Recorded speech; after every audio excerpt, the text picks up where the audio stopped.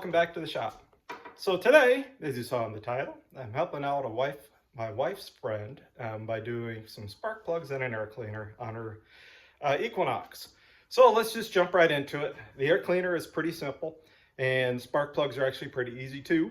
So let me go ahead and flip the camera around and show you the air cleaner first, and then we'll take off the covers to get to the spark plugs and show you how to do that. So here's the new air cleaner. I'll put in a couple links to Amazon for a couple different ones, or you can go to the local parts store to get one. Basically, you need a T20 Torx bit. So I've got this screwdriver style here, and you can see there'll be, 4 of these that you'll need to do. 1, 2, there's the third one here, and the fourth one is back over here. And so you remove those 4, and then we'll lift the lid off, swap out the air cleaner, and then we'll jump into removing this cover. Then we'll need to remove that cover, and then the spark plugs will be back there under the cover.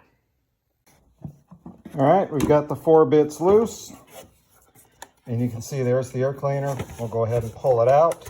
Whoop. I had to loosen this so I could get that off. But you can loosen this off if you want. It makes it a little easier. You can see how easy that popped off. Basically, it's just a screwdriver. Take a filter out. Put your new filter in. Set your lid back on. Granted, I'm trying to do this all with one hand.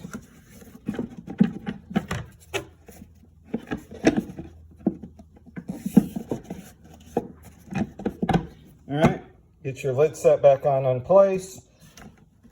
You can connect this, and that's why I say you can just use a screwdriver to tighten it. So I'm going to go ahead and tighten these up, leave this off so we can do this next.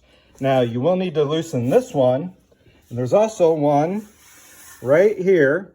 This is for your throttle body connection. So I've already got this one loose. Again, you just do a flathead screwdriver and you can get to it. Flathead screwdriver, get to that one, and then we can pop this lid off. There's like a couple one there and a couple in the back here. And we need to remove this side here, and then we can get to that. All right, now to get this cover off, let's start with removing our oil fill cap. Set it aside somewhere on the workbench, and then the cover just pops off. Should be just a couple clips here in the back. Yep, pop off. There you go. All right, so you can see these are kind of the studs, okay, right here that this cover attached to, and then here's kind of the studs, all right, that the other one attached to. And then it attaches also to the throttle body there. So we'll just set the cover off to the side. And now you can see we can get to the spark plugs. Now, I need to figure out, but I'm pretty sure these are a 10 millimeter. We shouldn't have to remove these connectors. We should be able to just remove, I believe these are 10 millimeter. Let me go find out real fast. We'll remove these 4 bolts. These are your coils, and the coils have a boot on them, and they slip on top of the spark plug. So let me go ahead and find the right socket for this. We'll pull these off and I'll show you what I'm talking about. Guys, 2 things I did as a precaution is I put a paper towel inside the throttle body here, just to make sure it didn't drop anything in there. Make sure you remove it before you put the cover back on. And I also put the oil fill cap in because I didn't want definitely anything to fall inside the engine there. So this is 10 millimeter, and you can see I've already taken the bolt off here. Basically, just pull your coils up and out of the way. You don't need to disconnect the connector at all.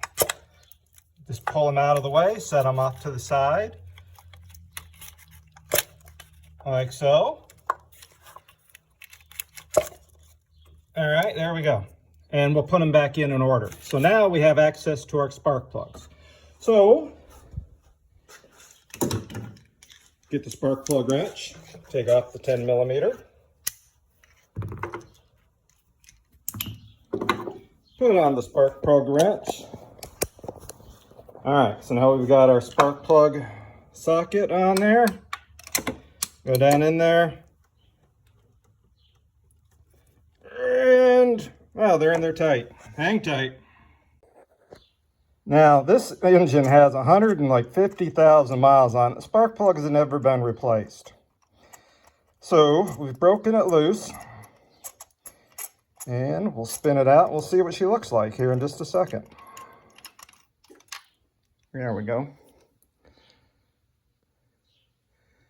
So, yeah, you can see some stuff starting to build on this here. See some material starting to build up there. So, but this is what a spark plug looks like after 150,000 miles. So we'll go ahead and pop in some new ones. So let me go ahead and remove the other three, and then I'll show you the new ones. And one little thing I do. A lot of people will go online and say, oh, you shouldn't do that. But you know what? I've been doing it for 40 years.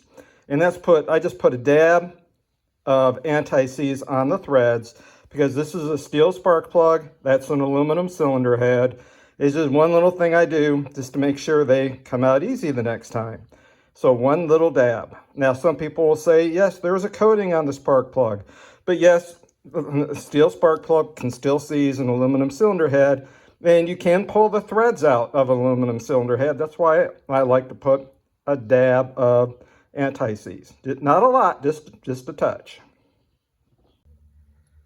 So guys, here's the old spark plug. Here's the brand new one. Now, I like to run NGK spark plugs. I race cars. I've always run NGK and had a lot of good luck. Here's the part number. All right.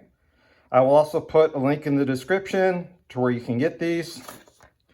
Now, this is a 4-cylinder engine, not a 6-cylinder, so this will be for the 4-cylinder.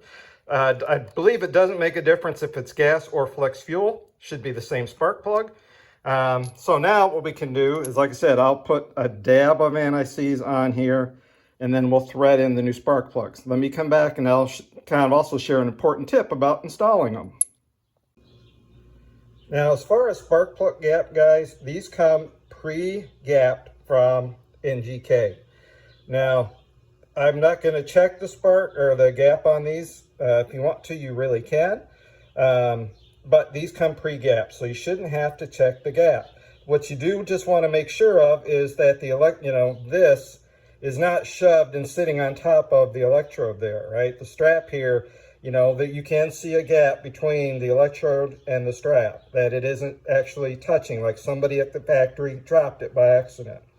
If they did, then you need to check your spark plug gap, and I'm not sure what it should be on this vehicle, but I'm going to guess it's going to be probably around 35 to 40 thousandths. That's where something like my spark plug gapper here, okay, you can use and check it for 35 to 40 thousandths, 35 to 40 thousandths there. You take this, slide it in between the electrode and the strap, then you can check it. Now, there's just my little dab of anti-seize. It doesn't take much. Now, when you do this, okay, thread it in by hand. All right, do not, okay, stick something on there and just shove it in there. Remember, steel spark plug, aluminum cylinder head. If it doesn't go in this easy, take it back out and, wiggle it around and get it in there so it turns nice and easy like this. Otherwise, you'll cross thread it and then you'll have even bigger problems. Okay, so it should be that easy. Now I'll put the wrench on it, give it a little, and then we can basically take this, drop it back in there, and bolt it on. So let me go ahead and do the other 4 real quick, and we'll do the reassembly.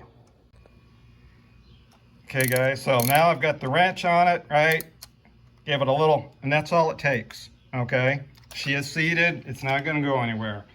So like I said, now I'm gonna go ahead and do the next 3, and then we'll go ahead and pop these on. All right, so now we've got all the spark plugs back in. We can take these, drop them in there, give them a little push. They should go right over the plug.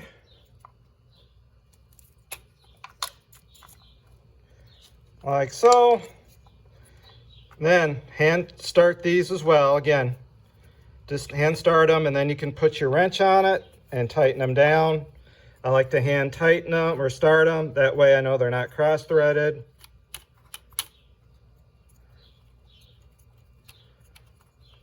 There you go. And now I'll go through with my ratchet again on my 10mm socket. I'll tighten the 4 of those up, and then we'll put the covers back on. So hang tight. All right, so we've got all the bolts tightened, spark plugs are in, coil packs are reinstalled. Let's go ahead and remove our oil fill cap. Set our cover on there. Use your oil fill cap as kind of your general guide there. Again, I'm trying to do this with one hand and film.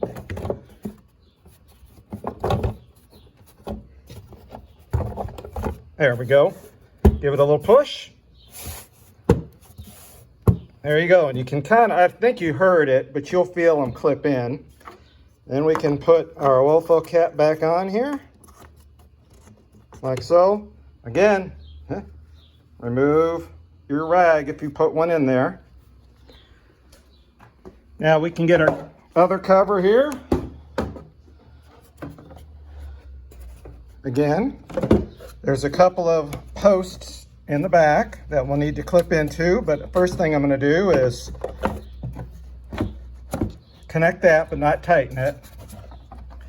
Find my posts. Yep, okay. Feels like, yep, they're on. Okay, and then you can see here, right? That slips over that. And then now we can tighten up this screw, and voila, you have now changed your air cleaner and your spark plugs. All right, guys, so there you go. You can see it didn't take very long to do this. You know, basically it's just a 20 Torx bit to swap out your air cleaner, a screwdriver to loosen the 2 fasteners or 2 clamps to remove the top lid. The bottom lid just pops off. You just need a spark plug, wrench, extension, and a 3/8 ratchet.